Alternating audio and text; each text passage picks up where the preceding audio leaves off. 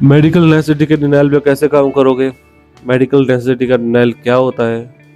क्यों कोई insurance medical necessity का डिनाइल देता है?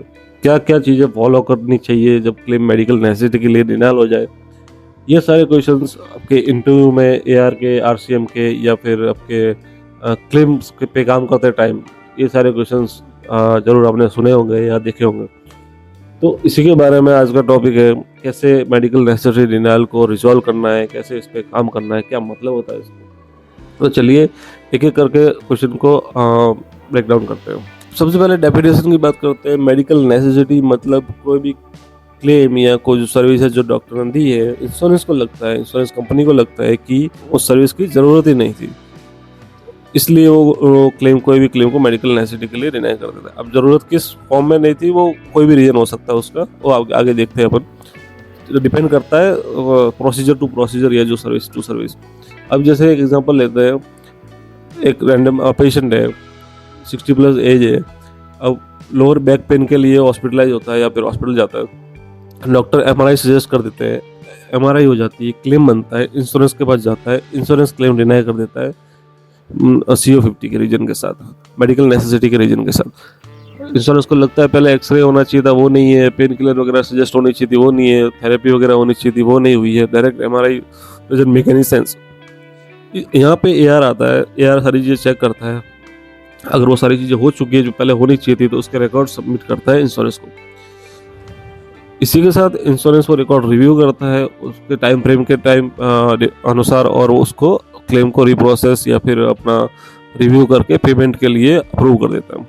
अगर ये चीज़ें नहीं हुई है तो फिर वो कोडिंग की तरफ जाएगा क्लेम, एआर जो रिव्यू करेगा वो कोडिंग की तरफ क्लेम को भेजेगा, कोडिंग उसको चेक करेगी कि अपने सारी चीज़ें अगर हो चुकी है तो उसके कोड उसमें मेंशन किस तरीके से उसको कोडिंग की जाए, क्या क्या चीज़ें उसमें चेंज की जा सकती है, सेपरेटली डाउनलोड क्रिएट करनी है या डीएक्स चेंज करना है, वो सारी चीज़ें वो चेक करके वापस क्लेम जाएगा और अगर सही है तो वो अप्रूव होकर पे हो जाएगा। तो बेसिकली इसमें दो ही काम होते हैं, मोटे मोटे तौर पे इसमें दो ही काम है, या तो डिस्प्यूट जाएगा या फिर अपील जाएगी अपने मेडिकल रिकॉर्ड के साथ, या फिर कोडिंग का करेक्शन होगा, जिसमें मोस्टली डीएक्स करेक्शन होते हैं, सीपीटी समटाइम्स डाउनग्रेड वगैरह इसमें की जाती है। तो ये तो हो गया मेडिकल नेसेसिटी का डिनाइल ओवरऑल क्या होता है। अब मेडिकल से अगर ये डिनाइल आता है और किसी अदर कॉमर्शियल पेयर से अगर ये डिनाइल आता है तो इसमें ज़्यादा फर्क है नहीं, थोड़ा सा डिफरेंस है बट लगभग सेम ही है हर पेयर के साथ। पर मेडिकल में थोड़ा सा उसकी खुद की पॉलिसी ऐड हो जाती है, जो एलसीडी या एनसीडी आपने सुना होगा। सारे एडवांटेज प्लान इसको फॉलो करते हैं, सारे लगभग कॉमर्शियल भी इसको फॉलो करते हैं, लेकिन कुछ कुछ पेयर उनकी खुद की पॉलिसी फॉलो करते हैं। तो ये सिंपली अगर आप सीपीटी या फिर LCD guideline for this CPT इस तरीके से अगर सीएमएस में डेटा देखते हो, आपको पता चल जाएगा कि कौन सी सीपीटी के साथ कौन सा डीएक्स बिल हो सकता है। अगर कुछ और बिल हुआ है तो बिना रिकॉर्ड सबमिट किए भी आप उसको करेक्शन के लिए भेज सकते हो और सीधा रिबिल कर सकते हो। बाकी जो भी चीज़ें करेक्शन होती है वो आपके मेडिकल रिकॉर्ड में होना चाहिए, मेडिकल नेसेसिटी आपके मेडिकल रिकॉर्ड्स में भी शो होनी चाहिए। डायग्नोसिस वगैरह अगर कुछ चेंज होता है, नया डीएक्स ऐड होता है तो वो सारी चीज़ें मेडिकल रिकॉर्ड में होनी चाहिए। आप रिबिल करके उसको पेमेंट ले सकते हो, या फिर नहीं होता है पेमेंट तो उसके बाद अपील और ये डिस्प्यूट वगैरह ऑप्शन है ही। कुछ पेयर में क्या होता है, वो एलसीडी या फिर मेडिकेयर की गाइडलाइन को सीधा डायरेक्ट फॉलो नहीं करते हैं। वो आपको बता देंगे कि वो अपनी खुद की गाइडलाइन फॉलो करते हैं, वो फॉलो देयर ओन गाइडलाइन, और वो ओन गाइडलाइन को आपको रीड आउट करना पड़ेगा। उनकी पॉलिसी क्या क्लिनिकल गाइडलाइन वो फॉलो कर रहे हैं, कौन सी पॉलिसी फॉलो कर रहे हैं, वो पॉलिसी आपको देखनी पड़ेगी। उसके अकॉर्डिंग आपको अपना क्लेम चेक करना होगा कि वैसे ही बिलिंग हो रखी है, वैसे ही कोडिंग हो रखी है या नहीं।